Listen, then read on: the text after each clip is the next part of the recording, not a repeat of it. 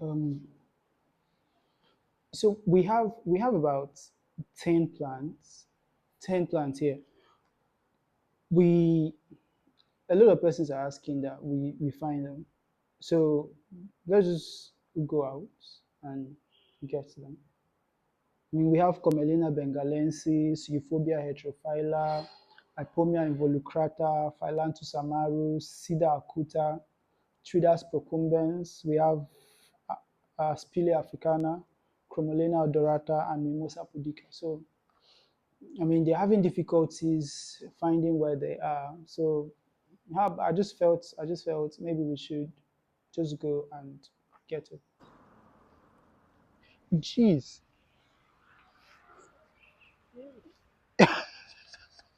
Okay, that is the touch me not. It's like a Nigerian girlfriend that doesn't want you to touch it. It has a lot of thorns, and when you touch it, get it. When you touch it, it closes. That is the touch me not. It doesn't like being touched. So that's stigmotropism. That's one of the plants that is very difficult to press if you are trying to deposit that in the herbarium. So that is where is this place? Yeah, it's a lot of them are around there. So if you're looking for something like that, the touch me not, I think there are plenty of it around there. This one, I love this plant because it's called the miracle leaf, and my name is Miracle. So it's a good one. Miracle leaf. It grows from the leaves. It could grow from the stem too. But this is not what we are looking for. We have 10 plants. We found one, Abby. So we're not looking for this, but it's always interesting when I say so. Miracle leaf, Kalanchio pinnata. They are creeping plants. The bengalensis, Comelina bengalensis. It's the thing is that a lot of persons may say this is a grass, but it's not a grass. Grasses belong to the family Poaceae. The Comelina species belongs to the family Comelinaceae. This one is the Assistaceae. If you check Google images, you won't see it this colorful. But then Assistaceae gangentica, it's not um it's not what we are looking for. So this is the Euphorbia heterophylla. Euphorbia heterophylla. One thing about the Euphorbia species is that they produce latex, that whitish gum thing. All the euphorbias, that is how you know it. So if you cut it, you start producing this whitish latex. So that's what the euphorbia is known for. And I call this the helicopter plant because if you check the arrangement of these leaves, it looks like the blades of helicopter. So that's euphorbia heterophylla. There's a smaller version of it that is everywhere.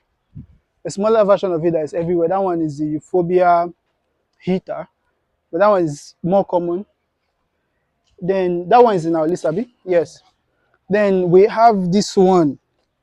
This one, the Ipomoea Involucrata. It produces purple purple flowers. That is the Ipomoea Involucrata. Ipomoea. This one is in our list. The Treeax Procumbent. You can see the inflorescence and the serrated small leaves. Treeax Procumbens. And that is also why I try to tell people that you can't really say that a plant is a weed. Because for me personally, if you ask everybody in the streets to define a weed, they will say it's an unwanted plant. But then I think if we're talking about an unwanted plant and using that to define a weed, it's a bit wrong because there is no plant that does not have a utility, that doesn't have a particular utility or the other. So if I'm trying to define a weed, I'll look at it as a plant that is not wanted by virtue of its location in space or time. So a plant may be wanted here now, but next year is not wanted. So does that make that plant a weed or not? A plant may be needed here, but not needed in another place. So it's a virtue of time and space. So all plants are important, and that is why you can say this is an agricultural weed, or you can't say this is a weed. If you look here, you will see the purple flower I was talking about for the Ipomoea Involucrata. So if you're doing a herbarium collection for Ipomea, you should find ones that have this purple flower. You know, this is, you can see it doesn't smell nice, but it's still a beautiful flower nonetheless. This one is in our list. Cedar Autouta. Cedar. Cedar Autouta is in our list. It's it has a very strong twine. Some people use it to tie things. So Cedar Autouta. And I've also started, I've been thinking, if Odeshi works, I found that this is one of the things that they use in their Odeshi, that skin fortification against metals.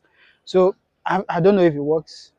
Actually, this is an open challenge now. If anybody knows where they do Odeshi and it works, that if I shoot you with AK-47, you will not enter. I'm willing to pay any amount to learn how it works. I'm very serious about it. So that is Cedar Autouta. So here you see this is the inflorescence of that Mimosa pudica. Mimosa pudica is in our list. So the inflorescence is pinkish. So if you touch it, it closes. So if you touch it, it closes. And this is the inflorescence. So you just be walking around and you see pinkish inflorescence. That tells you Mimosa is here. So let's just touch it and it closes. Yeah, Stigmotropism there. All right, yeah, that is Phyllanthus. This one, Phyllanthus amarus. Spore-like things at the back of it. Spore-like. Someone was trying to confuse it with the sensitive plant, that is Mimosa pudica. But this one is different. It doesn't close. No matter how you touch it, it doesn't close. And then it has these spore-like things at the back of it. So that's Phyllanthus amarus. This is Ageratum cornizoides. That is the goatweed. Is different. So this one is in our list. This is Phyllanthus amarus. So Ageratum cornizoides. Then we have the sensitive plant somewhere here that is already closed. All right, let's look for other plants. So this is Aspilia Africana. You can see from the yellow inflorescence. A lot of people call it, in error, they call it the sunflower. That is the hemorrhage plant, Aspilia Africana. Some people call it the African wild sunflower. It's Aspilia Africana. It's very high-speed. You can see a lot of hairs. It has a lot of hairs. So it's very remarkable with its yellow sunflower-like flower. So that's Aspilia Africana here. Aspilia. There are a lot of them. You can see this. You see the flower is attracting a butterfly. The work of a very fine flower. You can see the butterfly there. It's perching on the Aspilia. So this is when it is in flowering season. Sometimes you see it like this without the flowers, and the Aspilia looks a bit like the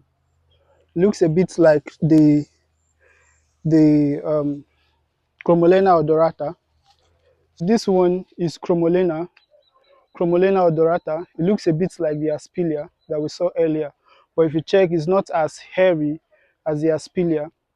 And this one has the margin of the leaves are more serrated, like this, it's looking like a saw than compared to the Aspilia. So this one, some people call it in Nigeria, some people call it the the Awolowo.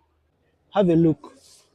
Here you see this one has something that looks like a Chinese lantern.